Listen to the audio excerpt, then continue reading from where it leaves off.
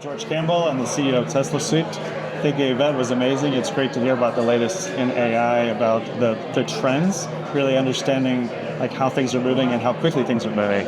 And especially, I think the theme that everybody resonated here at the end, I heard a few people say this about the people, right? It's not just about the tech, really about how people are using the tech, really about how we can help create opportunities for new entrepreneurs and students coming out of university so that AI can be seen as something that's a net positive and a net benefit. And it's about bringing like-minded people together, people who aren't necessarily those big experts, right? Right, yeah, we're all learning. I mean, well, especially with AI, because it's still moving so rapidly. I think wherever you're coming in, you're not too late, and it's not too early either, right? Because it's such an emerging space. And it's really important, I think, that people come in and learn it, right? They're not afraid of it, that they embrace it, and that they try to figure out how it works for them and for their business.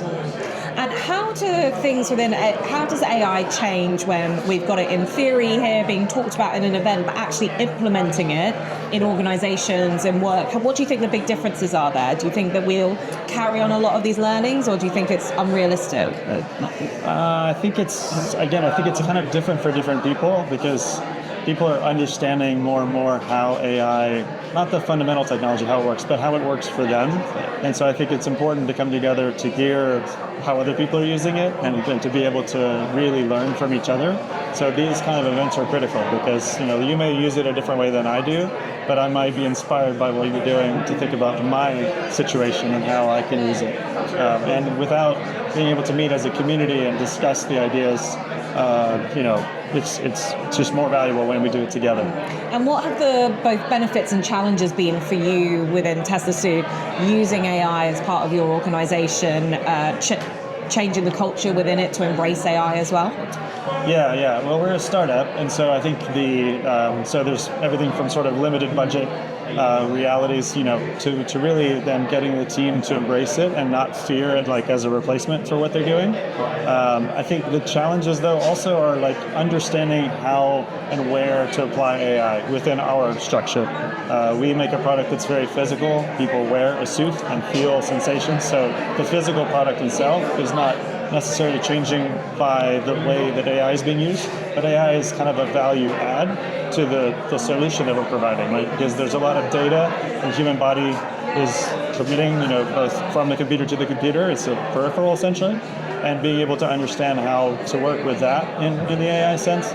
And then at the business layer, it's really just about, how do we best use, again, the most up-to-date models and really optimize what we're trying to do so that we can be using our workforce more efficiently as we scale. Now, TeslaSuit pulls full-body haptic feedback into enterprise training, into health, into the immersive experience. As AI gets layered into that physical-digital interface, how close are we to training environments that can genuinely replicate the pressure, sensory complexity, and decision-making conditions of high-stakes real-world work? That's a complicated one. So, I know. Sorry. So AI brings its role in. I think there's also the physical reality of the hardware. Right. So we are able to stimulate the body, to move the body. So we're seeing a lot of applications right now in physical therapy or rehabilitation in sort of a medical space.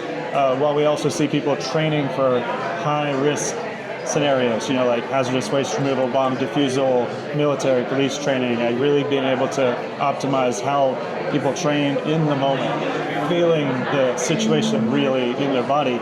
And AI, obviously, in the software side, because you're in a simulated environment, AI is able to help those simulations to become quite real, both with the motion graphics and all that, but also the ability to create them more quickly, right, and to be able to optimize them. So I think for trainers and people that are trying to build workforce of many kinds, like being able to use AI to create the solution that they want on the fly and adapt it to their company is really transformative.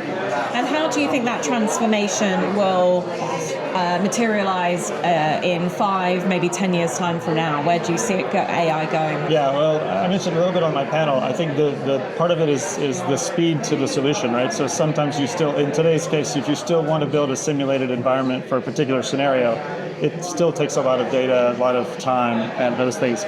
Being able to more quickly do that with conversational AI, like the advancements in technology where it's understanding us more, we can put in our frameworks and customize it, is really powerful. I also think that, in regard to how it's growing and sort of organizational planning, that like sort of AI talking to AI is a big bridge, right? So if we have our internal language models or agentic models that we can provide as a company with TeslaSuit, and you don't plug into that, like you plug into an API, then you can communicate, between your AI and our AI to more efficiently bridge and get the company up to speed, the end solution provider up to speed. Because at the end of the day, we're servicing customers who have a specific outcome that they want, and they might need time to build their idea or their vision of the world, and we have our solution. So pairing those together, I think would really, increase the communication between us and our customers. If that makes sense. Amazing. Thank you.